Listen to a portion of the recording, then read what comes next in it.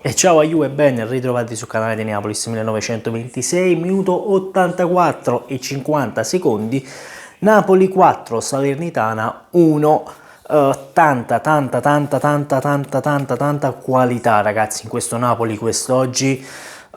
Il primo tempo ragazzi è stato un dominio totale del Napoli, però nel dominio totale del Napoli dei primi 45 minuti la Salernitana ha trovato il gol del pareggio. E che gol del pareggio, perché c'è da dirlo, la Salernitana ha fatto un'azione veramente tanta roba.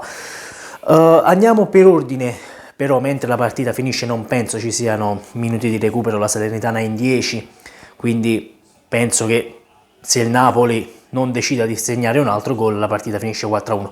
Detto questo, parliamo un attimo dei gol, da come sono arrivati questi gol. Il primo gol lo segna Juan Jesus, ragazzi, finalmente Juan Jesus gli convalidano un gol e lui ironicamente su un post su Instagram disse: ma quanti gol devo fare per farmi avere un gol regolare? Forse al terzo me lo danno. Ha segnato il terzo gol con la maglia del Napoli e gli hanno dato finalmente il gol a Juan Jesus.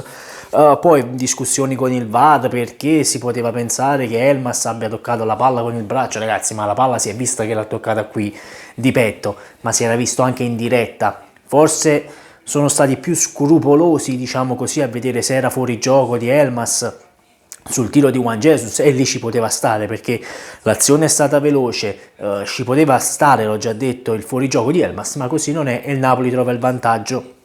Il Napoli che durante il vantaggio poi, avete visto anche voi, continuava ad attaccare, poi ripartenza veloce della Salernitana e pareggio della Salernitana, inaspettato, perché il primo tempo il Napoli ha fatto una cosa tipo l'82% di possesso palla, numeri altissimi. Io penso un numero così alto di minuti di percentuale possesso palla nel Napoli non si è mai visto. Comunque arriva l'1-1, il Napoli non si demoralizza, continua ad attaccare e nei minuti di recupero del primo tempo il Napoli trova un calcio di rigore con un'azione meravigliosa di Elmas che entra in area di rigore. Rigore generoso, rigore non generoso, ragazzi, l'hanno marcato in 3, in 4 se non sbaglio, e uno gli appoggia la mano da dietro, lui sente la spinta da dietro e si butta in terra, è normalissimo ragazzi, questi te li danno sempre questi calci di rigore, quindi non venite a rompere i coglioni voi napoletani di qua, pensate alle vostre merda di squadre prima di parlare del Napoli. Detto questo, il Napoli che poi si presenta sul dischetto Dries Mertens e Dries Mertens, signori, va per il gol numero 144 con la maglia azzurra. Mertens che oggi era capitano e queste sono cose da non, ragazzi, da non sottovalutare le scelte, perché di solito è stato Zielinski che ha fatto il capitano, però in questo caso è stato Dries Mertens a fare il capitano di questo Napoli. Nel secondo tempo, perché il Napoli, come detto, non demorde la voglia di ribaltare nuovamente il risultato, di portare ulteriori gol negli score della Serie A, e così continua ad attaccare e trova il gol del 3-1, scusate, con Rachmani. Azione bellissima dagli sviluppi di un calcio d'angolo. Il Napoli oggi ha fatto vedere tante azioni belle proprio sul calcio d'angolo, tanti nuovi schemi che mancavano tanto al Napoli, ragazzi, gli schemi con Gennaro Gattuso e con Carlo Ancelotti. Con Luciano Spalletti io penso siamo già a una ventina di schemi di calcio d'angolo che abbiamo visto. Comunque c'è il gol del 3-1, lo segna Rachmani, come già detto, con questa azione che praticamente palla fuori, palla dentro l'area di rigore, appoggio di Zielinski verso Mertens che lì poteva tirare perché lo specchio, il cono di luce ce l'aveva per tirare verso la porta della Salernitana, ha messo un cross nel mezzo, ma il cross nel mezzo, ragazzi, l'ha messo con il rimbalzo, ha fatto prima toccare la palla in terra e poi è arrivata a Rachmani che l'ha messa con il ginocchio dentro.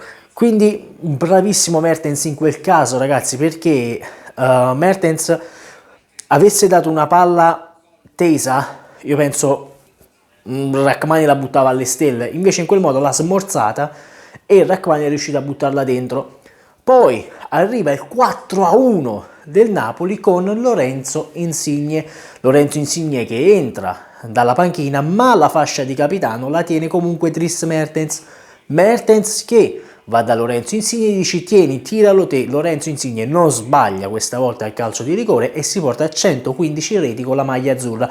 eguaglia il record di Diego Armando Maradona. Salvo poi, questo poi dobbiamo discuterne domani con il giorno dopo, Lorenzo Insigne quando segna va davanti alla telecamera e dice, inquadrando, facendo vedere lo stemma del Napoli, sarò sempre con te, su testuali parole uscite dalla bocca di Lorenzo Insigne. Caro Lorenzo, tu sarai sempre con noi, questo nessuno lo metterà in dubbio, ci siamo lasciati male perché intanto è finita Napoli-Salernitana, risultato di 4-1, ve l'ho detto, non c'è stato nessun minuto di recupero, giusto così. Stavamo dicendo, dobbiamo vedere quanto sarai sempre con noi, perché la fine del campionato è sempre più vicina. Ora ci manca tanto per la fine di campionato, è iniziato ora il girone di ritorno, però caro Lorenzo, Osimhen è incazzato ragazzi, occhio a Osimhen che è incazzato, non so con chi ce l'ha, Osimhen è arrabbiato.